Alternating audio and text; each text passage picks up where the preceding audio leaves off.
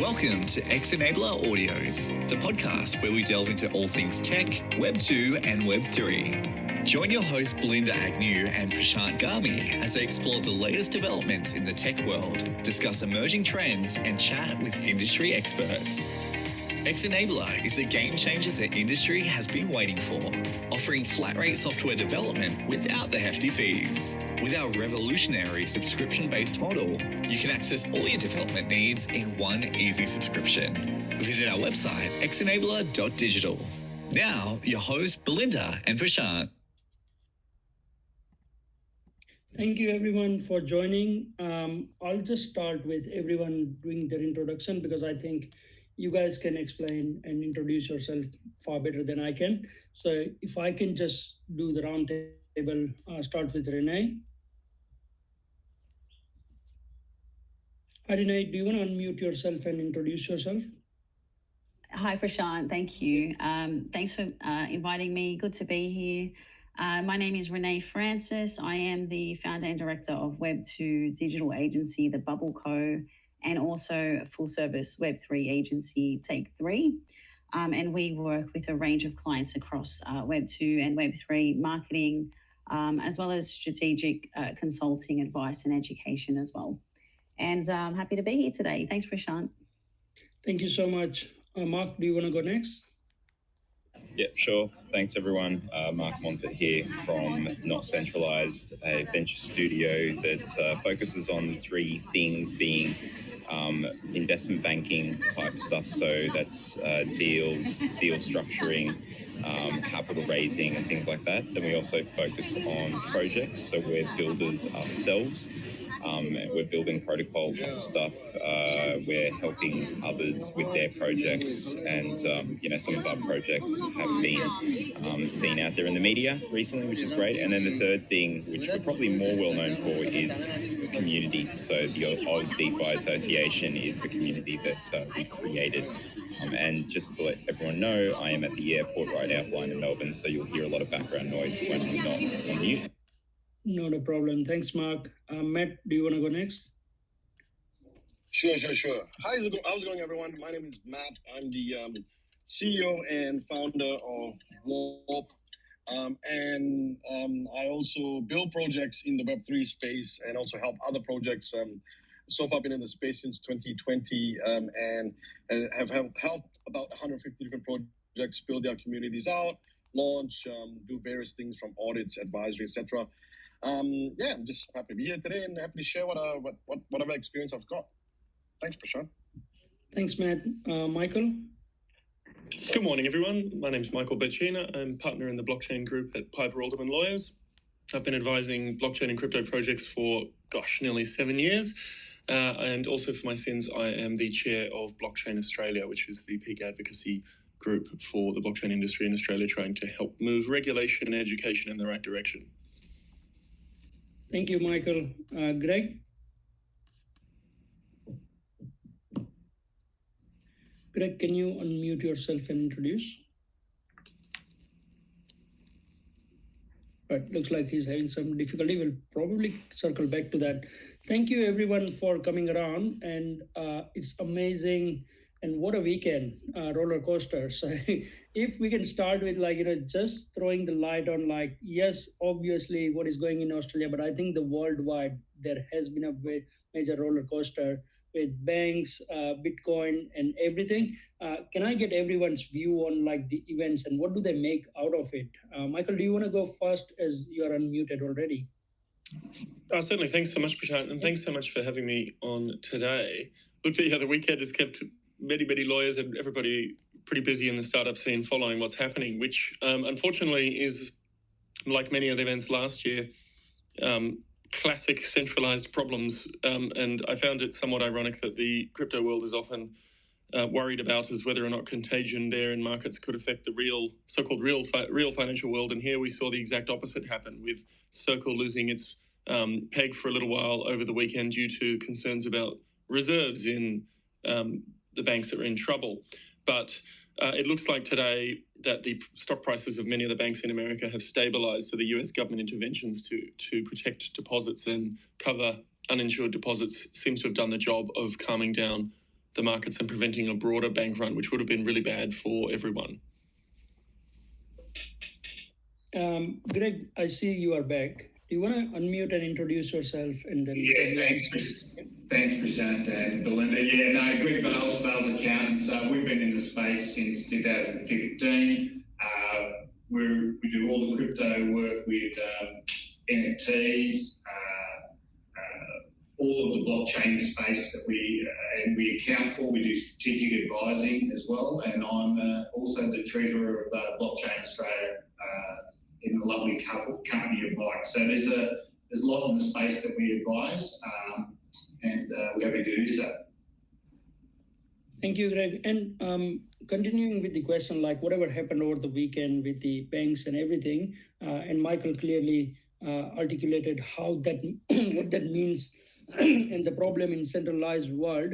What does that mean for decentralized world? Is it an opportunity? Is it a threat? Or is it more like, that, okay, it's just business as usual. We're gonna still not recover or shoot up. The bull run is still waited. What is your view around that? Well, I think the view is just about the corporate. It's just about corporate governance, Prashant, and we talk about it quite regularly with our clients and everyone in the crypto world. It's making sure that you've got all your systems, processes in place, and that you are very careful that in that decision making that you're well informed. You perhaps may have a mini board, but you're just not making ad hoc decisions without thinking it through. Because there's a lot of accountability in this sense. And while we move quickly, and while the beauty of the Web3 is that we move quickly, that back to Web2 takes there's a middle ground, and you've got to have that corporate governance in place. That's screaming, since FTX, it's been screaming at us, and there's a fair bit more carnage to come, I would have thought, but we've got to stabilise and be very ready to pivot. Thanks for that. Matt, do you want to, Mark, I think you are trying to jump in. Please continue. Yeah. So no, I was just going to say on that, what's interesting is that, as the guys pointed out, this was a centralization issue that was affecting decentralized kind of things. And when you look at whether it was like Silicon Valley Bank or Signature, the reliance of startups, whether they're tech or even just crypto startups, the limited ability for them to choose from. A lot of these founders, had in their term sheets that the VCs pushed, them to go with some of these banks, or even if they had a choice, it doesn't matter because there was no choice. Like, try to get insurance if you're a startup and working in the blockchain space. Try to do that now. It's not easy. I think this highlights that there are these limited choices. So on the one hand, you need government, when they look at things like token mapping or other consultations, one of the screaming things out there is that we need a lot more choice than we're currently getting right now if you want to support this industry and the benefits that come from blockchain rails. But at the same time, it just shows that right now how fragile the system can be because we're all relying on the same bank. So if that bank, is crushed, as we saw over the weekend, then that's going to be, harmful for not just like one or two companies, but many. Yeah, I definitely agree, Mark. And coming off that, I have a question about the current state of startups in Australia. How are Australian investors and venture capitalists approaching the Web3 industry? I think this is a question we get asked a lot, and we do speak to a lot of startups, mainly in the USA, at X Enabler every day. So it'll be interesting to learn more about and share with the USA audience about the current state of funding for startups in Australia and what that kind of looks like right now. Maybe Renee or Matt, you could answer this question. Sure, I can touch a little bit on that, considering that I'm just going through a bit of fundraising myself too. So what we found was an Australian company, we're dealing in the Web3 space. So either way, the audience is global. It's not necessarily just in Australia, right? So from an investor point of view, I'll be honest with you, totally honest with you. From a startup ecosystem perspective, there's a few limited choices here, depending on obviously which stage you're at the business. But you've got people like Blackbird, you've got people like I think Aintree and a few others that are early on. But where we got most of our funding from is via international. So we got it via Dubai, we've got it via US, we've got it via Asia and various other countries. So all I can say is this, and I'll be again honest about this, totally transparent, honest about this, is that I think the Australian startup ecosystem is a little behind the 8 ball in terms of what opportunities they can get a hold of. And it could be because of regulations or the taxes required here, which is fine. It's a country tax that we all got to abide by.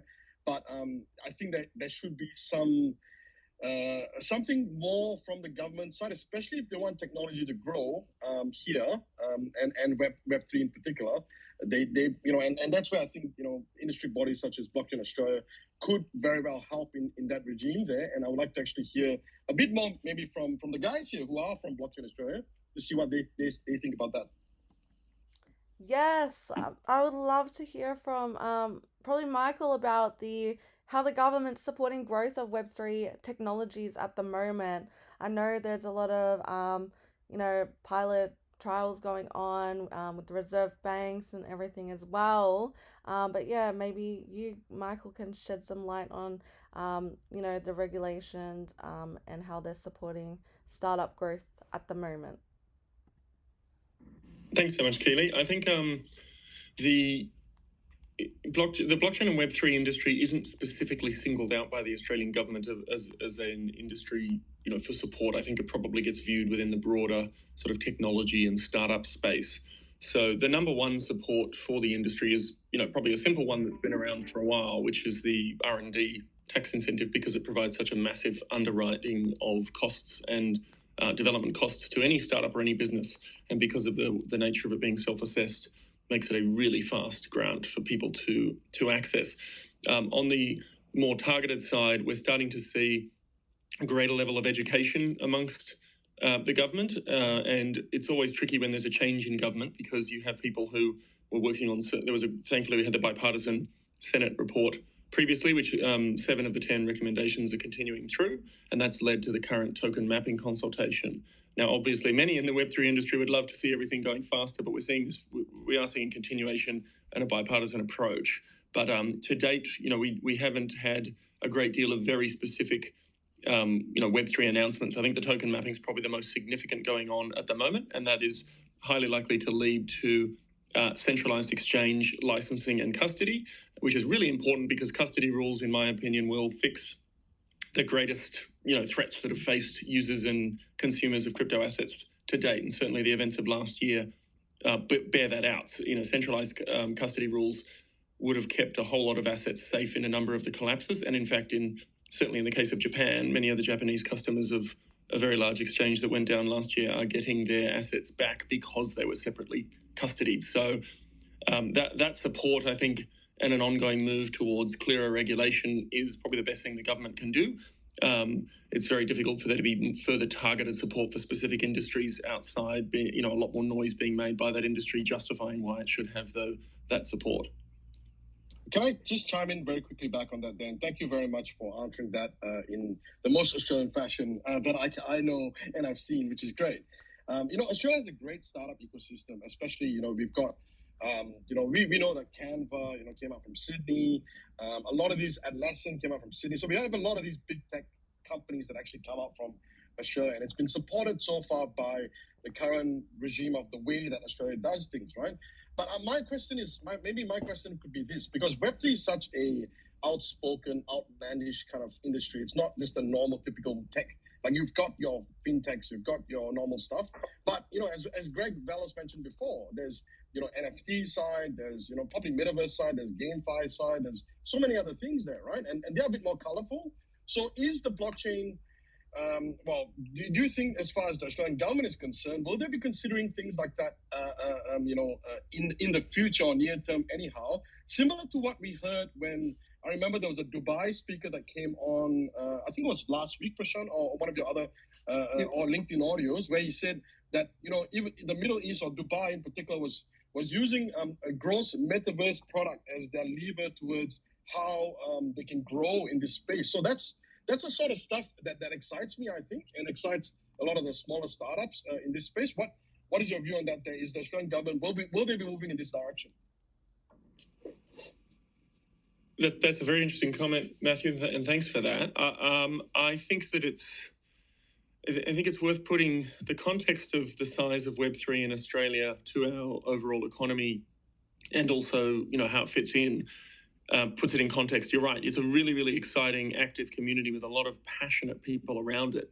But in the broader scheme of the economy, it still remains relatively small, however, with huge disruptive potential. And that creates this big challenge that, from a government perspective, they have a huge amount of demands on their time. And certain industries are already gigantic, and there's lots of pressing problems facing the government. So we're not seeing at the moment Australia taking a Dubai-style approach. I think that we're more likely, if things go well, to end up with a UK-style approach. And they're obviously a very similar system of government, very similar laws, so a bit easier for us to stand on the shoulders of giants. Dubai has definitely taken a very focused approach on wanting to attract Web3 in. I don't think we will have a gross metaverse product, unfortunately, measurement coming out, but that's not to mean someone might not set it up. I feel like maybe it feels almost like a job for Mark Montfort and the DeFi Association could start putting data together, and we could have a little metric there. What do you reckon, Mark? Watch this space. Look, just as Greg Bales here, just on that with Australia, I mean, at the end of the day, I mean, we have been concerned and we're wanting the government to be a lot more proactive and make sure that Australia is a very, very welcoming focal point for Web3. We do find that there's, and for us, what we see is that there's a fair few exchanges that are coming to Australia, which is encouraging. We're pretty forward-thinking on the DAO structures as well. We're looking closely at that, and we've got good understanding of airdrops. So we are making some headway in that, and with the token mapping and the Board of Taxation review, there's a lot of things going on. We are pleased having it on our plate. So all this exercise, but we need strong government acceptance and moving with what's happening around the world. And we understand, I think Mike and I were in Austin, Texas and New York last year. So we know what's happening around the world. We need Australia to come along for that journey very quickly. Otherwise, we will be dragged along and find ourselves behind. Yeah, I just wanted to quickly jump in there.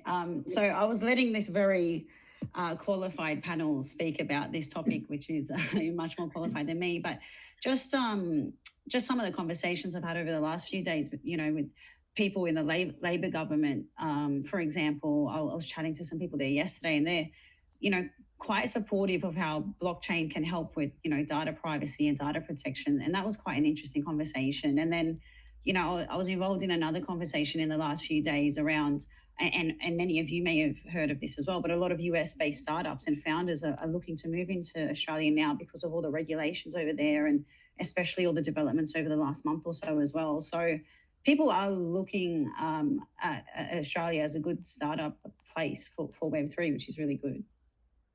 Yeah, we definitely have a great reputation in the Web3 space globally. And I think that's something that, if the government wanted to support the industry more, we can really be attractive to bring in talent. I think that historically Australia has not viewed software as an export, but certainly in the last 10 years, we've seen things like, Atlassian and Canva, where, we are exporting more than just minerals to the world. We are exporting software to the world now. So there's a real opportunity to get more Web3 businesses moving here. And that reverses a shift where we've often seen startups in traditional technology, if you can call it that, launch here, test here, roll up to Delaware and try and get into the US market because it's so big. But I think when you see people like your Atlassian, your Canvas, your Immutables basing themselves here and operating to the world, maybe it's an upside of the remote working trend of COVID that allowed, broke down those barriers to say, no, you can actually run a proper global business from this time zone, which otherwise has been a fair impediment being so far away from the rest of the world. The other thing sorry, Mark, go ahead. I was just going to say, just on government, what people should, try to realise as well here is that, unlike what is going on overseas, they're at least very friendly here when it comes to trying to learn about what the space is about. Running roundtables that some of us in the audio thing have been at, where they're trying to get educated, running sandboxes to test things rather than just forcing things upon businesses or the public, right? These tests, these education things coming to the meetups that we run, they're hidden in plain sight. It's usually the guys in suits in the room, but having them there is much better than just them ignoring this whole space and then writing rules. So I think that's an important thing to just make mention, because some people in the audience may not realize it, but they are quite a lot. Yes, we see enforcement type stuff going on, but they are quite a lot friendly here than you are seeing overseas. One of the things that I'm finding in from the development perspective and type of project inquiries that coming in is that there is a shift in terms of like where people are focusing this technology now. So if I see like a couple of years ago it was more around crypto, NFT, and gaming and all of that. Now I see more and more projects that are coming on along like real world tokenization, specific coins which are like for carbon credit and other sectors. What is the feeling of like Mark? You can probably take that, or Matt. That is Australia's position going to be more around like gaming, crypto, and NFT, or we gonna like while the world has already chased up that rabbit, we have an opportunity to go in the like real world tokenization assets and things like that, and capture that opportunity before it goes as wild as crypto and NFT side of the things. Mark, I want you to go first, and then after that I'll go. Okay. Sure. So quickly, I think it's interesting, on the one hand, yes, there is not as much gaming kind of stuff going on here. We do see like a whole lot, massive community, and shout out to all the, community people for the NFT side of things. But whilst, we don't have as big as that, like, gaming and NFT space as they have overseas, Immutable is here in Sydney, and whatever they're valued at now, I don't know, but they're one of the biggest companies and most well-known. The other part is that there's a lot more. So I think we do have a role to play in gaming, and I know that there's going to be probably some big things coming from them as we see, every couple of months or so. So keep an eye out for that. But just what's really interesting is that there is a whole lot of experiments going on. Not just the RBA CBDC thing that is a big experiment, but there's also New South Wales State Government has created a task force which is all about data, AI, and digital. And the digital part is that blockchain side of things. And, I'm proud that Not Centralized is part of that, to do experiments and test with how can we improve. A lot of people here realize the benefit of like blockchain rails, so how that can be efficient and even better in some cases for doing things, and you want to run these experiments. So it's good seeing New South Wales doing that. I'm seeing more real world businesses trying to get activated via blockchain. So looking at the NFT space, there's a restaurant called Crypto Lulu, which is, it's called Bar Lulu in the Rocks. So they've got NFT memberships where basically the NFT, yes, there's nice artwork, but there's real life perks. And the unlock is that you get to be part of a second round. If you own one of those NFTs, you get to be part of the further blockchain projects that they've got. We're starting to talk to others, and I can't name them, who are wanting to activate and incentivize membership bases in different ways. So people are starting to now test a lot more. So I reckon that's going to be the wave that we'll see over the next year or so. That's interesting from a venture point of view. Renee, what are you seeing from the marketing perspective? Are you seeing similar trend or? Yeah, it's a good question. Look, about 18 months ago, as we all know, funding was probably more accessible for all sorts of wild and wonderful project ideas back then in the middle of a bull market. But now people are relying a bit more on their own funds. They're relying a lot more on organic marketing tactics as well to build authentic communities, to keep their communities from, say, Project 1 or Project 2 and things that they've launched in the past. But one thing that's really important is that they're finding ways to build so much trust with their audience and with their community up front, because of recent events. We have Luna, we have FTX, we have, what's happened over the weekend, and all these things create a lot of uncertainty for people. So with a lot of the projects we're working with, we're actually going back to the strategy and the project foundations first and helping clients set it up for success right from the start. And we're kind of training and educating them on also how to build more trust into their projects. So making sure that they're, doxing themselves, having really open and regular communication with their communities, sharing where their community's funds are, depending on, the project, just being so transparent so it leaves no room for scrutiny from their audience and their community. But, one of the biggest things we're seeing with Web3 project founders is, and from a marketing perspective, is that there's this perception that they need to build projects that are specifically targeted at a Web3 native audience. Now, while there's nothing wrong with that, there's this really big thing that Web2 has, which Web3 doesn't have just yet, and that's a mass audience, right? So we can't ignore that mass audience. So when people are building projects that are still a little bit, targeted at Web 2 or Web 2.5, it's actually a really good, way to onboard more people into the Web 3 space. So there's nothing wrong with targeting these Web 2 audiences. That's how we bring more people on board and we get to that end goal of mass adoption. Cool. Yeah, Matt, go ahead. Yeah, sure. I just wanted to go back to your question about that. Thanks for that, Renee, just now, and Mark. So, if anything we learned from, just to answer your question, Prashant, so anything we learned from the Silicon Valley Bank episode right now is that that revenue and profit, I think, is the main driver. So if you go back to your question about what sort of projects are you looking at more today, I think everyone's going to try different things, and unfortunately, people ride on hype. That's what happened with NFTs, and I think AI also got a little bit of that there. I think what the driver of this whole industry should really be is on projects that are built on revenue or built on how do you generate the revenue first and foremost before how do you hype up a community up. That's I think the most critical thing, and that way you have all these baseline projects that can push and can push forward in terms of it being sustainable, right? So what is going to come up next and what is going to succeed is two different questions altogether. What is going to come up next is I think people are always going to rush through with the hype or whatever they can sort of add things to. So, things like AI, things like, metaverse was a thing and it's still, people are still trying to do it. Games obviously still there as well. And it makes sense because games is, there is a esports sort of crowd as well with the gaming side of things that can grow. So all I can say to that is this: there were always going to be your common projects that come out that will do its things based on these ideas for sure.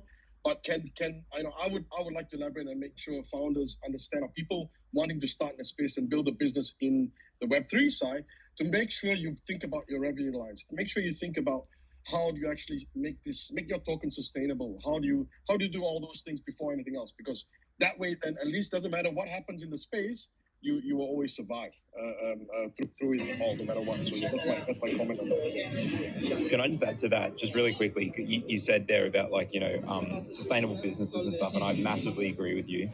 Apologies for the announcements in the background, but if you look at what are the core tenets of blockchain, being transparency, easier value transfer, automation because you're running things on smart contracts, the composability because it's one big massive open source project, and in many ways security. By decentralizing things, you have more security than centralized issues like what we've seen, right?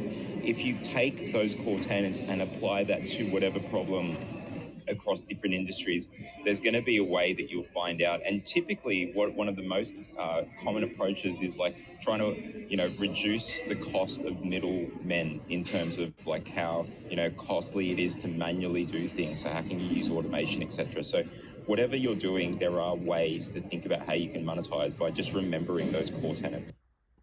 I'll give you, Mark, one simple example on that there, just so you guys know, right? So I build many projects. I've got Crypto Toast, I've got Irish Oracle, I've got a whole line of others as well, gaming side and everything else. Now, if I were to fix costs and handle my teams on that there, I would die standing, I'll be honest with you. I have 120 staff members. and it won't be able to survive through a bear market. So I use Prashant, X Enabler, these kind of beautiful development services that will allow you to actually streamline your costs and be agile in terms of building your products.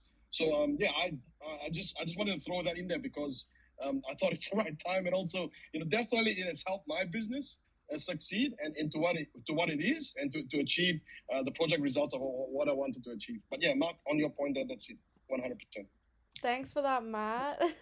I just want to open the stage up to all of the listeners. If they want to raise their hand to speak and come up on stage and ask any questions, please raise your hand now and we'll let you up. And I've also got a question for Greg. I'm wondering, because he'll speak to so many businesses every day, how he is seeing businesses integrate these technologies.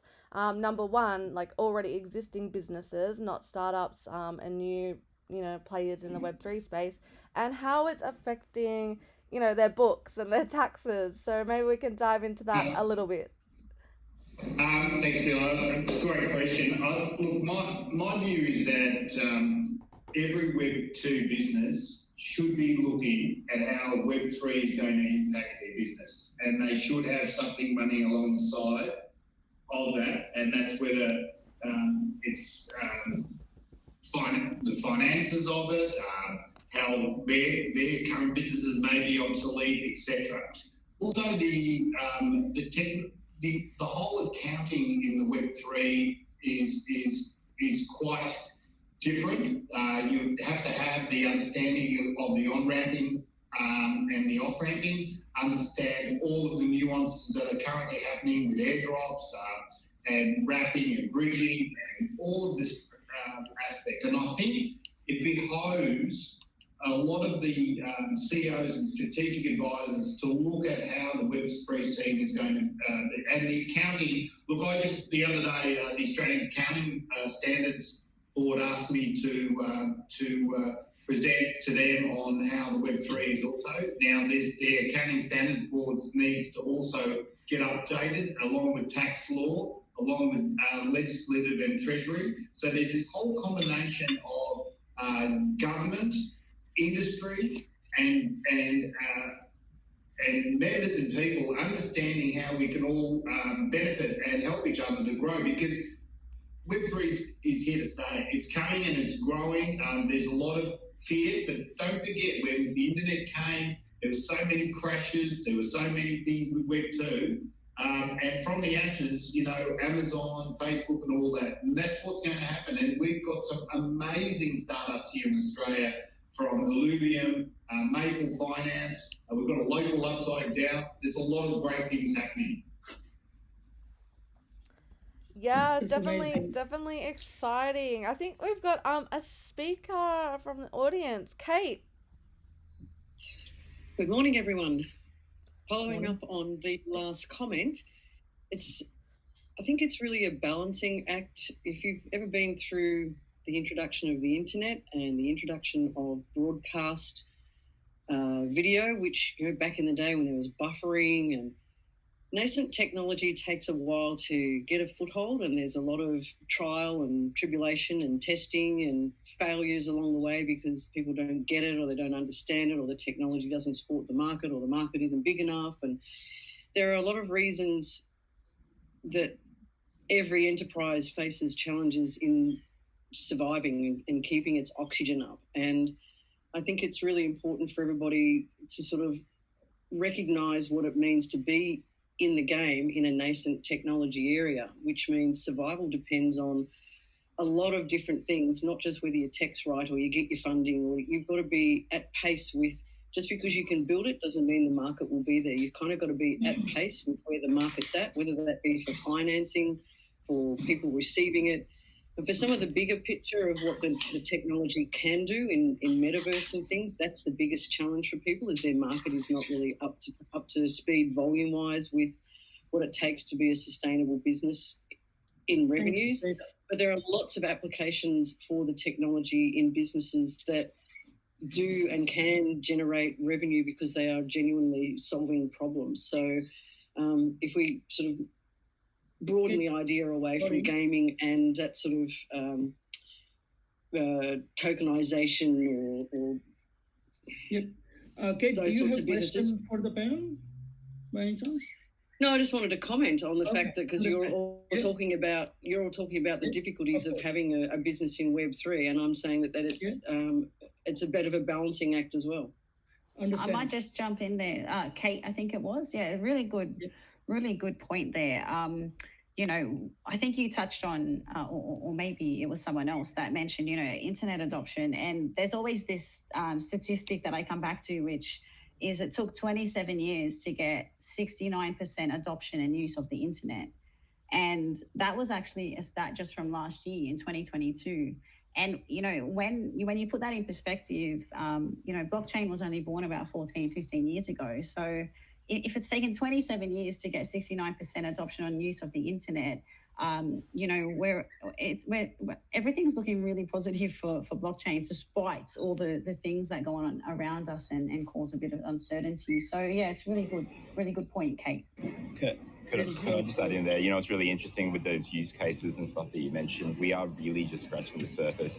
Take, 100 years ago, or like whatever it was when radio was first coming out. Do you know that they were just reading newspapers on the radio? Like someone was actually sit down and read out the newspapers there. And then when we got the internet, you actually got people putting radio on the internet. So those limited ideas, we were just using the context that we had at the time to use these new technologies, similar to what we're trying to do now, whether it is tokenization or gaming or metaverse type stuff. We're only thinking about the things we know about now. There's going to be new things like NFTs. ETH Denver had some great talks on the new features of NFTs. ERC 4337, which is all about you have two-factor authentication. You can now recover your wallets. And then with NFTs being much more composable and programmable, there is a lot of new building blocks. This is all like Lego blocks, and all these builders and creators out there. You might not be a builder, right? You might not know how to do the coding, but you're connected to these communities where people want to build with you. You might be a developer and not necessarily have all the greatest ideas, or you want to find co-founders. Australia and the globe is all connected when it comes to this space, and it's all about having LinkedIn audio, things like this, and just having more discussion. So yeah, just back to Kate's point, there's a lot of like different examples out there of how people are using it, but I think we are really just scratching the surface. Yeah. One more point on that. Assisting a startup business now that's trying to carve a new area, and they've got this great idea and they're trying to get their cornerstone there. It may be that surviving for that business means that they're going to use what they know for something unintended, but something that has a market ready for it right now as it builds its bigger picture. So that's a survival technique as well. That's not just about going out there and getting more cash. It's about how can I use what I've got right now where I am while I'm building, while the market is building for what I have intended to do. That is so true. Sorry, Kate, I have to take you off stage because there's another person asking to speak, and I can only have 8 speakers on the stage. But thank you so much for the view and the content that you have put together. Yep, thank you. In the meantime, I want to go around the room and ask everyone, speaking about product market fit and startups, what are kind of the most promising Australian Web3 startups to watch out for at the moment, in your opinion, starting with Renee and going around the room?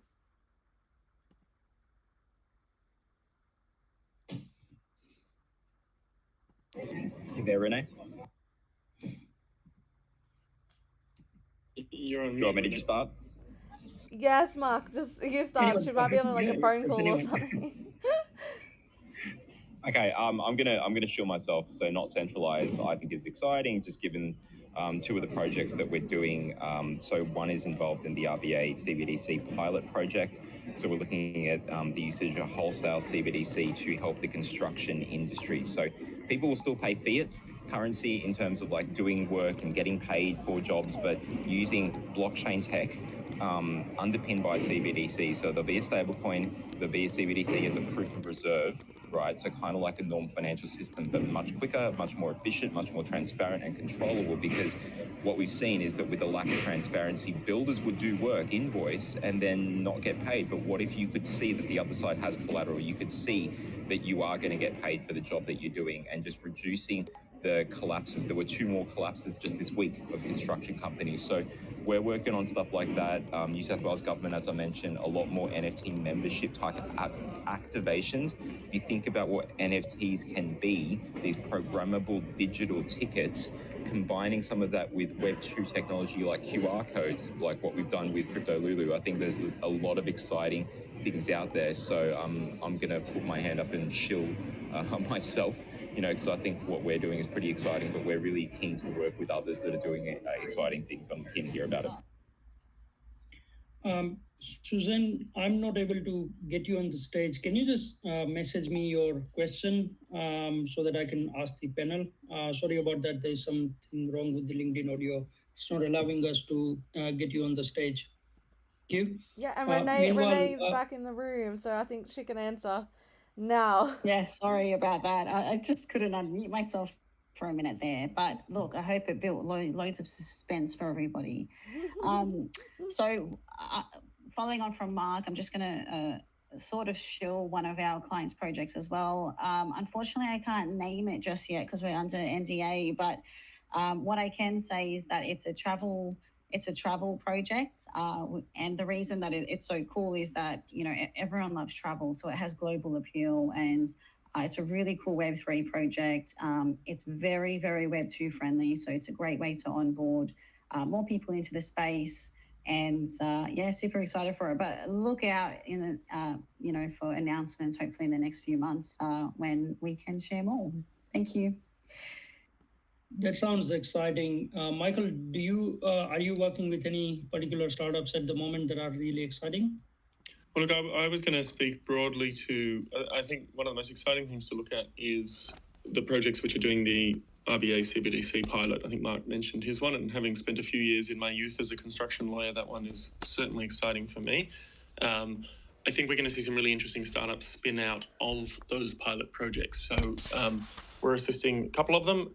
Similar to Keely, there's NDA and confidentiality, but broadly, I think Immutable is getting bigger now, but they're one of the leading startups in the space. I'm a big fan of Ligon, which is a bank guarantee replacement platform, getting rid of paper bank guarantees. And I know it's a bit technical and nerdy, but paper bank guarantees have been used forever and are still used for all sorts of things, particularly commercial leases. So some startups that are solving very specific problems, anything involving painful paper processes is ripe for usually a blockchain replacement, because that the efficiency gains are so great. To your earlier comment about games and NFTs, that space has sort of ramped up a lot, and I think there's so much room in the Web3 space for new projects to be operating both in games, NFTs, and in the broader financial plumbing and automation. I think Mark's comments are really, really important around that, being able to verify payments and bring that trustless or automated trust layer of blockchain into business relationships is a very, very high value area. It just, similar to marketplace models back in the day when everyone was building a, Uber for X or eBay for X kind of thing. There are challenges of getting parties together on it, but those kinds of projects are really exciting and can deliver real world value, which is so important now and is going to be a big focus of investors moving forward. Thank you so much. I got a question from Susan that she's using the blockchain in HR space at the moment with God. Her question is that, what do you think about the human aspect? Like, what are the skills that are required in the near future, and what she can prepare students of today to be able to lead the band in the future? Anyone? Could I say that you've got to be a lot more selfless than selfish to work in this space, because it just doesn't work. I'll give you an example. Like when you build in Web2, because I've had startups in the Web2 space, right? you usually take it to like 80%, you do it in stealth, and then you release it to the public. In this space, that hardly works because people don't really attach themselves to something or are enthused by something that is a finished product.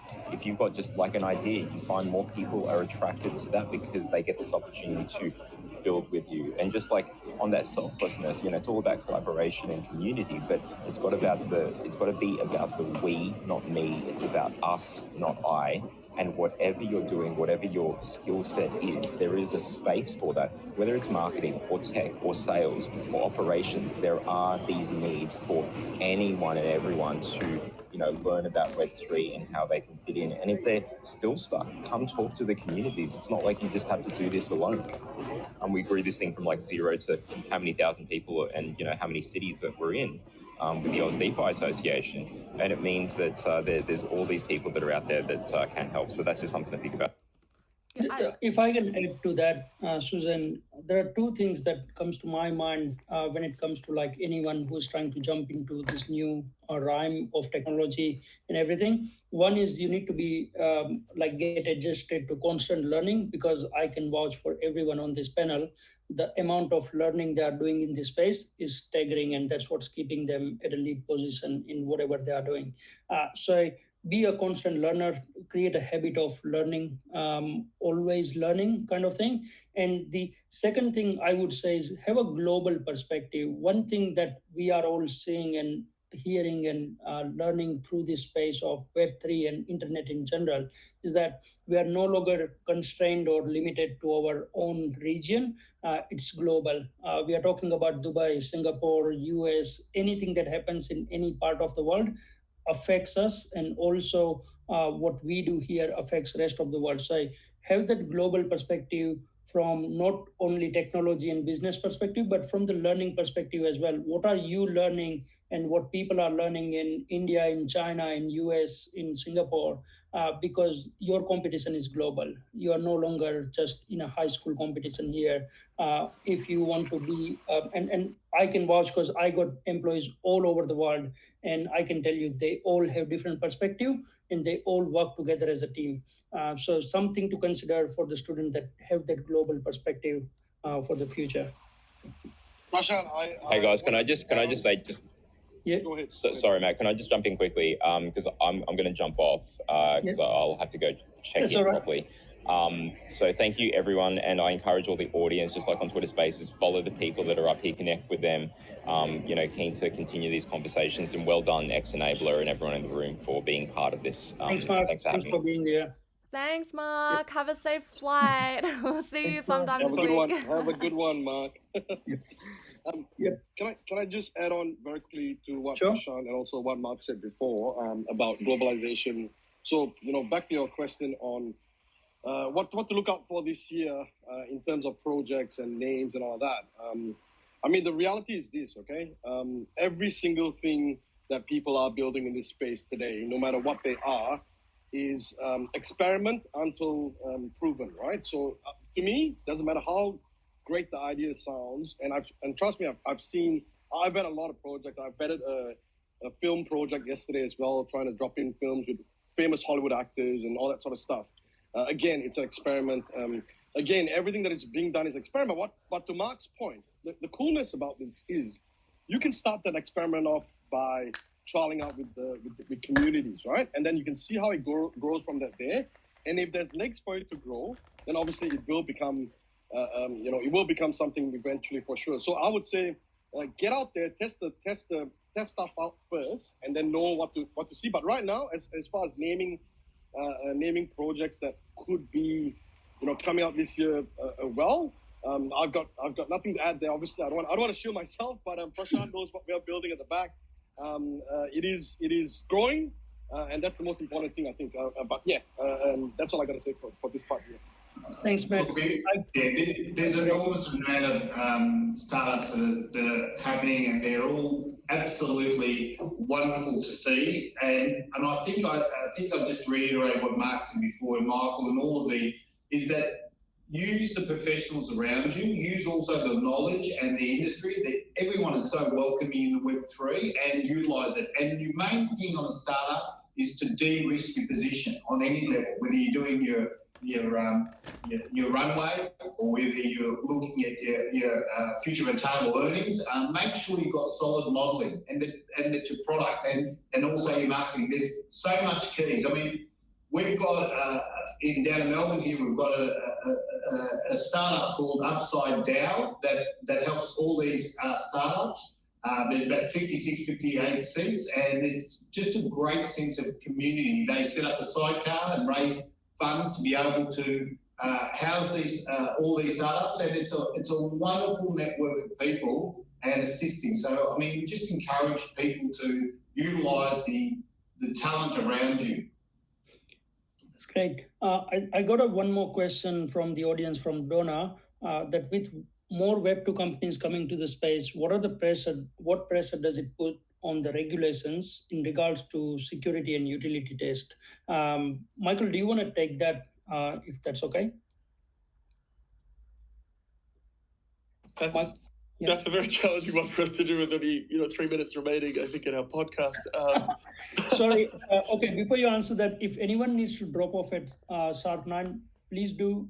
It's okay, I know. But if we can stay on for another 5-10 minutes and answer this question, that would be great.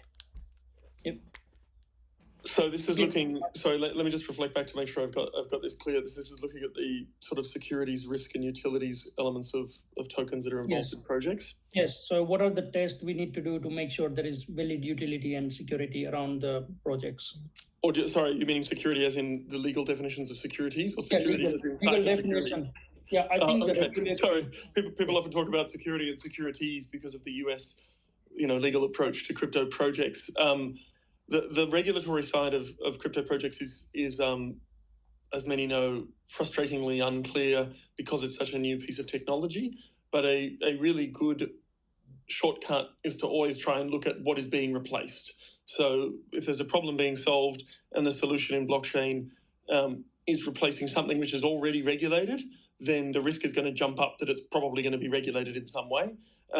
Or be at risk of being regulated. The more general problems around what are tokens, there's obviously several schools of thought. The UK has done fantastic work on trying to understand tokens in the traditional legal environment, and they've sort of come down with a view that they're kind of like a new kind of intangible property, which I think is a very intellectually sound approach. There is a school of thought that simply says that tokens should be considered to be financial products or securities, which is what you might call the US approach. There's many US lawyers who challenge that and say it doesn't really work because financial products are usually contracts with counterparties and tokens behave a lot more like pieces of property.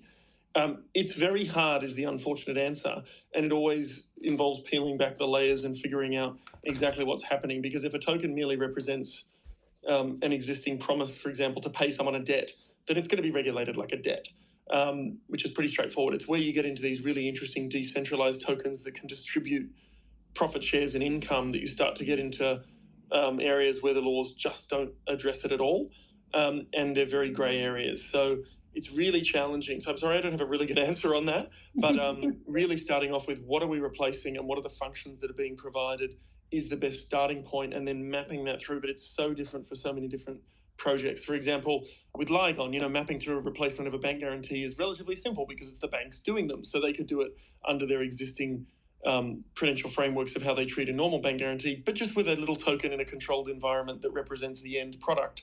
And so nothing is really that different. And because it's all under the hood and hidden, no one needs to worry about it. Similarly, Immutable has ownership of NFTs in games. Again, it just represents a little digital thing.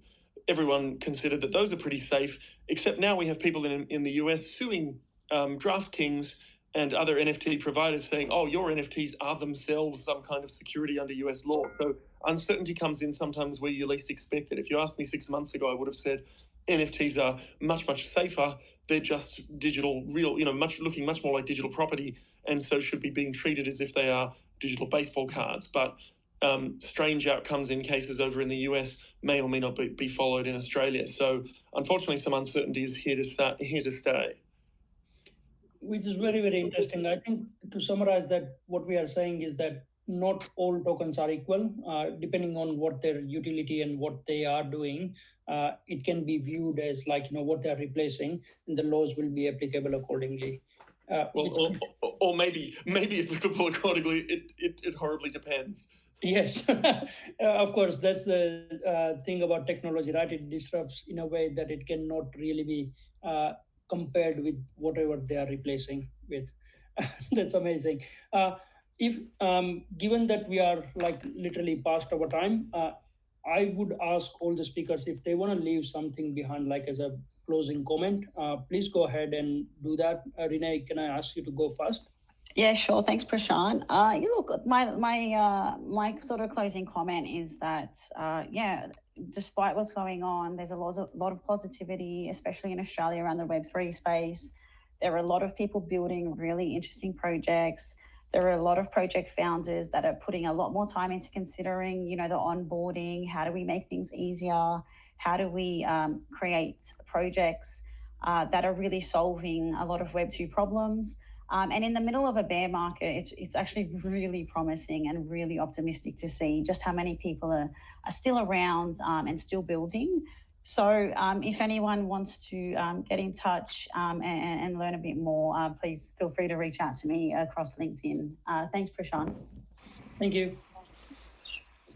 Can I just add? Yep, absolutely. I just wanted to add very quickly that echoing what Greg Vela said earlier on, that it is very important if you're a founder coming to this space, don't try to do it by yourself. You don't have to do it by yourself, really. Actually, there is a massive network in the space that can help you, from tokenomics to marketing to community building to smart contract auditing to smart contract build and everything else. You got especially people here today. Like, I'm so amazed by the amount of talent that you have brought together here today, Prashant and Keely. So well done for that. And you guys are powerhouses in development side of things for sure. I can definitely be a testimony to that. Greg's side, obviously, with the accounting, Michael's side, and the law side, and Renee with the marketing and everything else. So, guys, just reach out, please. If you to any of these panelists here, they'll be able to help you for sure and give you some sort of guidance in the space before anything else. That's all I got to leave it with. Thanks, Matt. Greg? No, I just think that wonderful panel. So thanks for having us, guys. Very standard. For everyone listening around, I think just get yourself really up to speed with. It's a fast-moving industry, and get involved with the terms and the understandings of DeFi, the wrapping, the bridging, all those sort of things. I mean, currently the BTC ordinals and the NFT, what's going on with that? The fear of the USDC depegging, and the full understanding of what happened with SVB and Silvergate. I mean, these are really important things and learning lessons. So it's amazing how quick all of us get up to speed with the information that's going around in the world, and never before are you getting real-time evidentiary understanding of lessons learned. So I encourage people to foster that knowledge. Thanks, Greg. Michael? Thanks so much, everyone, for spending your morning on such a beautiful day in Sydney with us, or wherever you are in the world. I think I would just in closing recommend that everyone get involved and be heard, because as we discussed earlier with the government, it's not a huge industry by number and dollars presently. Blockchain Australia loves to have more members, but even just people reaching out to let their politicians know. People are often, especially younger folk, less engaged with government, and it's amazing how much you can actually influence if you are heard directly with politicians and government. Treasury is technically past the submission date for the token mapping submissions, but if you wanted to throw one in, I think they'll probably take it anyway, even if it's a bit late. They want to make sure they're heard from as broad a range of people as possible. So it's definitely the time when regulation is happening to make sure your voice is heard, and never think your voice is not important, because every single voice helps in the space. And by everyone working together, and Blockchain Australia coordinates with the DeFi Australia Association as well, and other industry groups, sure there's a really positive outcome for the space in Australia. Thank you so much, Michael, and thanks everyone. Can I just add a closing remark to everyone what we talked today? One is us, not I. It's a group. It's a group of people helping each other. So please reach out and connect to the community. Be a constant learner, because things are changing fast and they are coming. Obviously, and everyone believes that blockchain and Web3 is here to stay and grow, and we are in early days. So there's so much more to do in the space and grow together.